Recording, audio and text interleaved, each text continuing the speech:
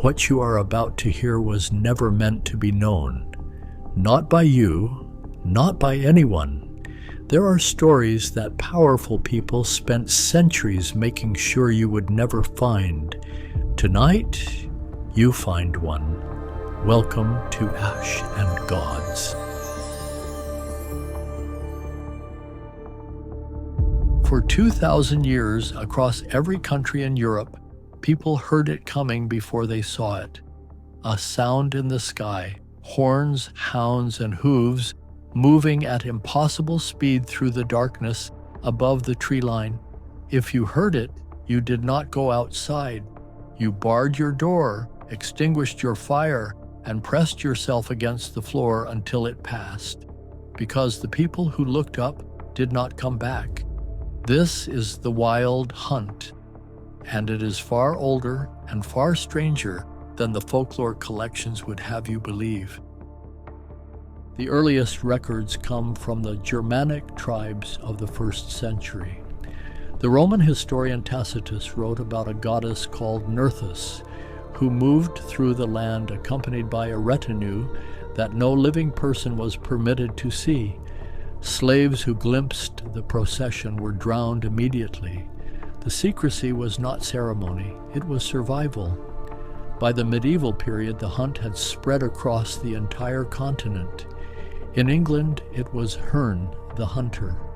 In Scandinavia, it was Odin himself driving the dead across the winter sky. In Germany, the furious host. In France, the Mesne Heliquin. Different names, different leaders, different landscapes, the same sound in the dark. Here is what the scholars argue about and the folklore does not. Every version of the wild hunt has a leader, and the identity of that leader changes depending on when and where the story is being told, which tells you something important. The hunt is not a fixed mythology. It is a shape, a recurring structure that different cultures poured their own fears into. In the oldest Germanic layers, the leader is female, a goddess, Hulda or Perchta. She rides at the head of a host of the unbaptized dead. She is not evil in these versions. She is the keeper of the dead, the enforcer of the boundary between the living world and whatever lies beyond it. Then Christianity arrived, and the female leader became a demon. The boundary keeper became a destroyer. You have seen this pattern before. The composition of the hunt in the folk records is consistent enough to be unsettling. It always includes the dead, specifically the restless dead, people who died violently or too young or without the proper rites, or whose business in the living world was unfinished. The hunt gives them somewhere to go. It pulls them out of the cold and the dark and the in-between places and puts them to work. This is not incidental. The wild hunt is fundamentally a story about what happens to the dead when the living world forgets to honor them properly, when the rituals stop, when the graves go untended, when the old obligations are broken. The hunt is not a punishment for the living, it is a consequence. The folk instructions for surviving the wild hunt are remarkably consistent across cultures that should have had no contact with each other.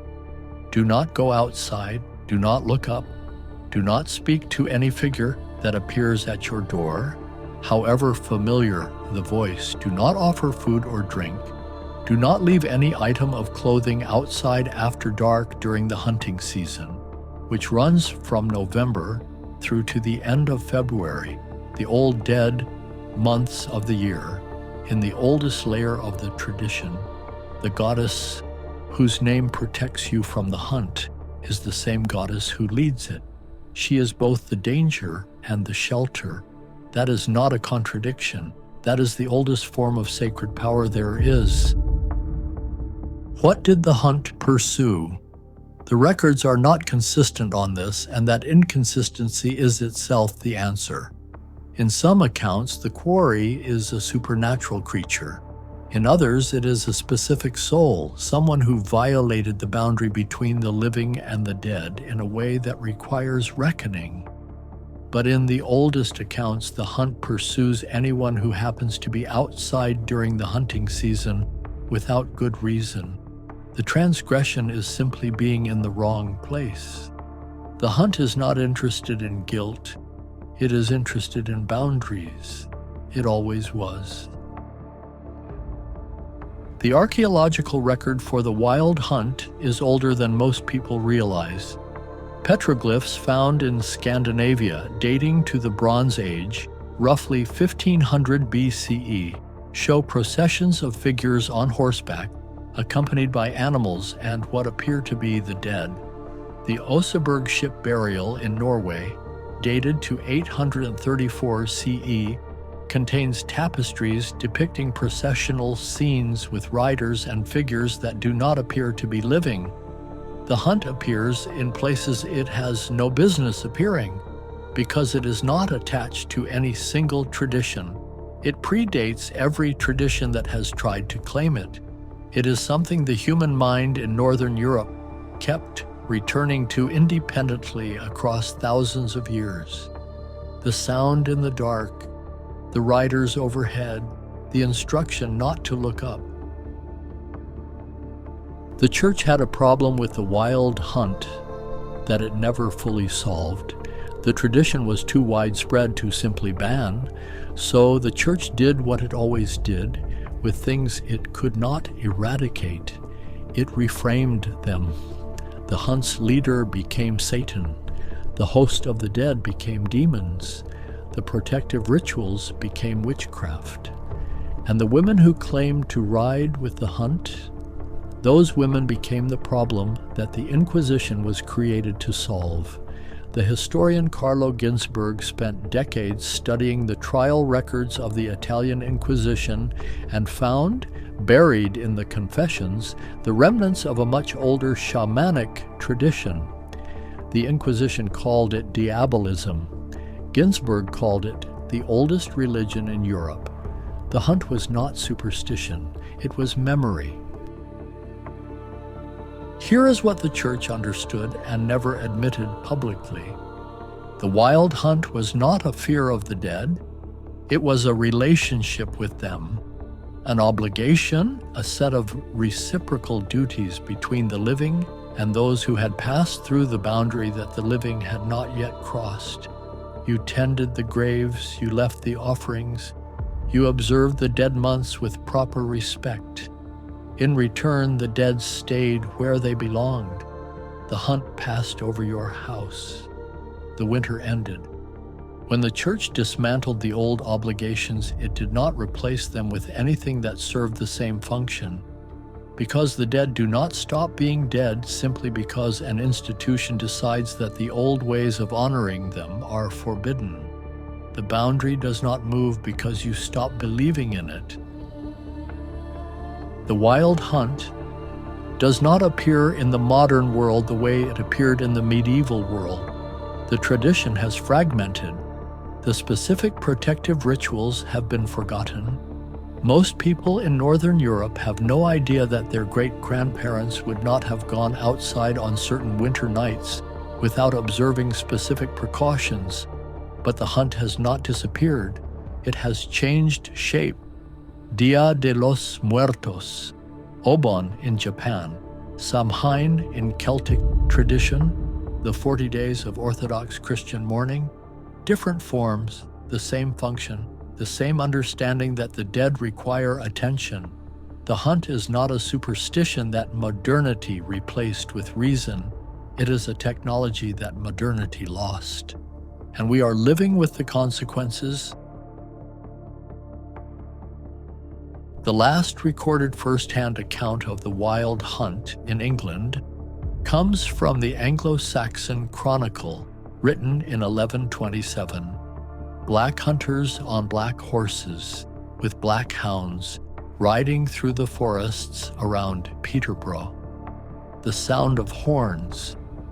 20 or 30 hunters seen at once on a single night by multiple witnesses. The Chronicle records it without embarrassment. not as superstition, as an event, a thing that happened. That required documentation precisely because it fit a recognizable pattern. A boundary had been disturbed. The hunt had come.